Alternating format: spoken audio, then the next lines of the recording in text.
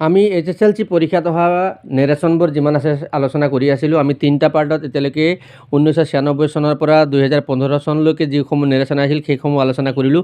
আজি আমি এই ভিডিঅ'টোত 2016 চনৰ পৰা 2020লৈকে আমি আলোচনা কৰিম আৰু এইটো পৰীক্ষাত অহা নেৰেশ্যনৰ এইটো লাষ্ট পাৰ্ট হয়। গতিকে সকলোলৈকে এই ভিডিঅ'টোলৈ আদৰণি জনাইছোঁ।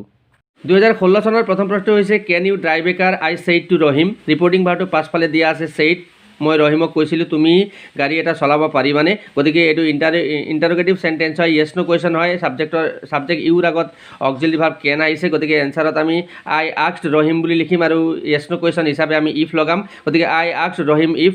মই ৰহিমক কওঁতে তুমি বুলি কৈছিলোঁ, এতিয়া ক'লে তেওঁ বুলি ক'ম। গতিকে এইটো হি হ'ব আৰু কেনটো পিছত গৈ ৰিপৰ্টিং ভাৰ্ব পাষ্ট হিচাপে কেনটো কুড হ'ব। গতিকে এনচাৰটো হ'ব I asked him if he could drive a car. তাৰপিছত দিয়া আছে the stranger asked me if I could tell him the way to the post office. ইয়াত আমি দেখিছোঁ ৰিপৰ্টিং ভাৰ্বটো আস্কড হৈ আছে, পাষ্টত দিয়া আছে আৰু ৰিপৰ্টেড স্পীচটো ইফৰ দ্বাৰা ইনডাইৰেক্টত আৰম্ভ হৈছে। গতিকে এইটো য়েছ ন' কুৱেশ্যনৰ ইনডাইৰেক্ট নেৰেশ্যন হয়। আমি দ্য ষ্ট্ৰেঞ্জাৰ আস্কড মিটো আমি the stranger said to me বুলি ক'ম।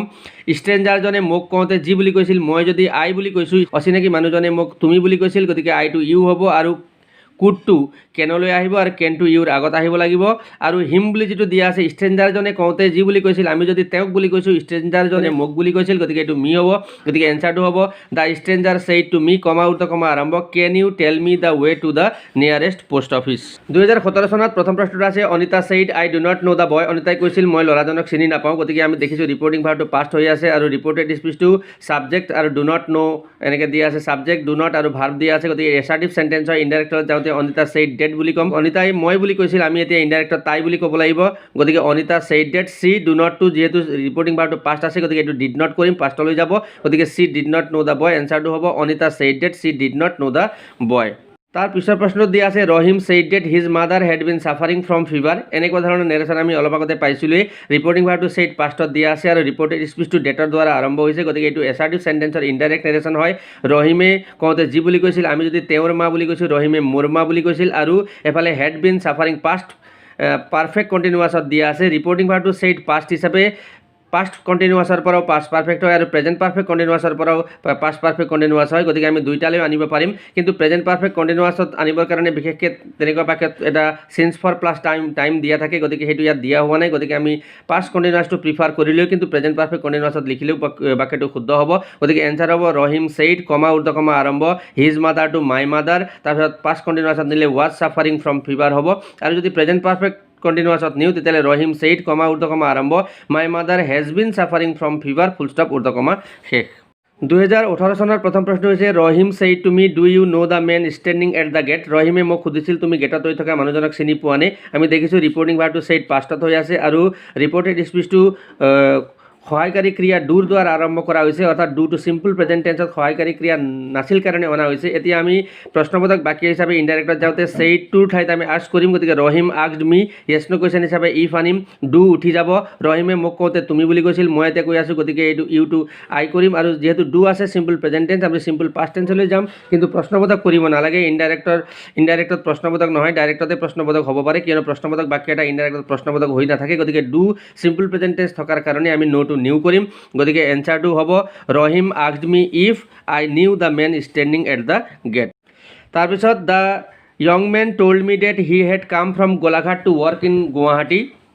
এইটো ইনডাইৰেক্ট নেৰেশ্যনত দিয়া আছে। ট'ল্ড ৰিপৰ্টিং ভাৰ্ব পাষ্টত দিয়া আছে আৰু ৰিপৰ্টেড স্পীচটো ডেট কনজাংশ্যনেৰে আৰম্ভ হৈছে। গতিকে এইটো এটা এছাৰ্টিভ চেণ্টেন্সৰ ইনডাইৰেক্ট নেৰেশ্যন হয়। গতিকে দ্য য়ং মেন ট'ল্ড মিটো আমি the young man said to me বুলি লিখিম আৰু ডেকা ল'ৰাজনে মোক কওঁতে যি বুলি কৈছিল, মই ইনডাইৰেক্টত যদি তেওঁ বুলি কৈছোঁ, গতিকে তেওঁ আই বুলি কৈছিল, মই বুলি কৈছিল। গতিকে এইটো হিটো আই হ'ব আৰু হেড কাম পাষ্ট পাৰফেক্টত দিয়া আছে।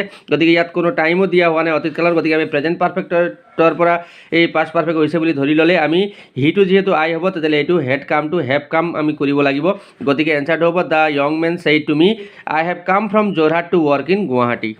2019 চনত দিয়া আছে she asked me why the teacher had punished me. যদি আমি মন কৰোঁ তেতিয়াহ'লে ৰিপৰ্টিং ভাৰ্বটো আস্ক পাষ্টত দিয়া আছে আৰু ৰিপৰ্টেড স্পীচটো হোৱাই WH ৱৰ্ডৰ দ্বাৰা আৰম্ভ হৈছে। গতিকে এইটো ইণ্টাৰোগেটিভ চেণ্টেন্সৰ ইনডাইৰেক্ট নেৰেশ্যন হয়, WH কুৱেশ্যন হয়। আমি ডাইৰেক্ট আহোঁতে চি আস্কড মি ঠাইত চি ছেইড টু মি বুলি লিখিম আৰু WH ৱৰ্ডটো আহিব হোৱাই। তাৰপিছত আমি ৰিপৰ্টেড স্পীচ যদি মন কৰোঁ দ্য টিচাৰ হেড পানিছড দিয়া আছে। গতিকে এইটো পাষ্ট পাৰফেক্টত দিয়া আছে, ইয়াত কোনো সময় নাই। নাথাকিলেও এতিয়া পাষ্ট পাৰফেক্ট টেন্সটো চিম্পল পাষ্ট টেন্সৰ পৰাও হয় আৰু প্ৰেজেণ্ট পাৰফেক্টৰ পৰা হয় যেতিয়া ৰিপৰ্টিং ভাৰ্বটো পাষ্টত থাকে। গতিকে এইটো আমি যদি প্ৰেজেণ্ট পাৰফেক্টলৈ নিওঁ তেতিয়াহ'লে সেইটোত আমি হেভেজ কৰি ল'ম হেড টু, আৰু যদি চিম্পল পাষ্ট টেন্সলৈ নিওঁ তেতিয়াহ'লে ইয়াত পানিছ ভাৰ্ব হিচাপে ইয়াত কোনো সহায়কাৰী ক্ৰিয়া নাথাকিব, তেতিয়া আমি ডিড আনি পেলাই ছাবজেক্টৰ আগত লিখিব লাগিব। গতিকে চি আস্কড মি ঠাইত আমি লিখিম she said to me comma উৰ্ধকমা আৰম্ভ হোৱাই, তাৰপিছত ডিড দ্য টিচাৰ পানিছ মাত্ৰ হ'ব। তাৰপিছত ওপৰত যদি চাওঁ তাই মোক কওঁতে যি বুলি কৈছিল মই মোক বুলি কৈছোঁ, তাই তোমাক বুলি কৈছিল গতিকে এইটো ইউ হ'ব। গতিকে she said to me why did the teacher punish you, নাইবা প্ৰেজেণ্ট পাৰফেক্ট টেন্সৰ পৰা যদি গৈছে বুলি ভাবোঁ তেতিয়াহ'লে she said to me why has the teacher punished you, এনেকুৱা এনচাৰ হ'ব। 2 নং প্ৰশ্নত দিয়া আছে Anita said to Rabi please lend me your pen. অনিতাই ৰবিক কৈছিলে অনুগ্ৰহ কৰি তোমাৰ কলমটো মোক দিয়া। অনিতাই ৰবিক অনুৰোধ কৰিছিল, যিহেতু প্লিজ আছে গতিকে আমি ৰিকুৱেষ্ট ৰিপৰ্টিং ভাৰ্বটো আনিম। ৰিকুৱেষ্ট লিখিলে টু লিখিব নালাগে, গতিকে অনিতা ৰিকুৱেষ্টেড ৰবি হ'ব। তাৰপিছত প্লিজ শব্দটো থাকিলেই আমি উঠাই দিম তাৰ পৰা। প্লিজৰ পিছত আমি দেখিছোঁ লেণ্ড ভাৰ্ব আছে, গতিকে তাৰ আগত আমি টু লগাম, টু লেণ্ড। অনিতাই কওঁতে মোক বুলি কৈছিলে, এতিয়া মই কওঁতে তাইক বুলি ক'ব লাগিব, আৰু অনিতাই ৰবিক কওঁতে তোমাৰ কলম বুলি কৈছিলে, এতিয়া মই কওঁতে তেওঁৰ কলম বুলি ক'ব লাগিব। গতিকে এনচাৰটো হ'ব Anita requested Rabi to lend her his pen. 2020 চনৰ প্ৰথম প্ৰশ্ন হৈছে Rashid asked me if I knew Rahim. গতিকে ইয়াত আমি দেখিছোঁ ৰিপৰ্টিং ভাৰ্বটো পাষ্টত আছে আৰু ৰিপৰ্টেড স্পীচটো ইফৰ দ্বাৰা আৰম্ভ কৰা হৈছে। গতিকে এইটো য়েছ ন' কুৱেশ্যন হয়, ইণ্টাৰোগেটিভ চেণ্টেন্সৰ ইনডাইৰেক্ট নেৰেশ্যন হয়। গতিকে আস্কড মিৰ ঠাইত আমি ছেইড টু কৰিম, ৰচিদ ছেইড টু মি কমা উৰ্ধকমা আৰম্ভ।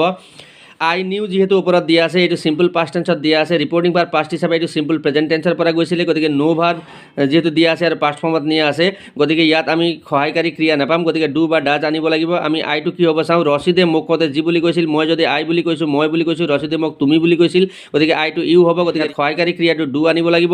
গতিকে Rashid said to me do you know Rahim. শেষৰ প্ৰশ্নটো হৈছে mother said to me what will you do after the examination. মায়ে মোক সুধিছিল তুমি পৰীক্ষাৰ পাছত কি কৰিবা। আমি দেখিছোঁ ইয়াতে ছেইড ৰিপৰ্টিং ভাৰ্ব পাষ্টত আছে আৰু ৰিপৰ্টেড স্পীচ যিটো আছে হোৱাট উইল ইউ ডু, এইটো WH কুৱেশ্যন, এটা ইণ্টাৰোগেটিভ চেণ্টেন্স হয়, ডাইৰেক্ট নেৰেশ্যন হয়। গতিকে এনচাৰত যাওঁতে আমি ছেইড টুৰ ঠাইত আমি আস্কড লিখিম, মাদাৰ আস্কড মি, তাৰ হোৱাট টু হোৱাটেই থাকিব। উইল টু আগত আহিছে কিন্তু প্ৰশ্নবোধক হিচাপে আহিছে, আমি ইনডাইৰেক্টত প্ৰশ্নবোধক কৰিব নালাগে, গতিকে উইল টু পিছত যাব। প্ৰথমতে ইউটো আহিব, মায়ে মোক কওঁতে তুমি বুলি কৈছিল, মই ক'লে এতিয়া মই বুলি ক'ম, গতিকে উইল টু পিছত গৈ উড হ'ব। গতিকে এনচাৰটো হ'ব mother asked me what I would do after the examination.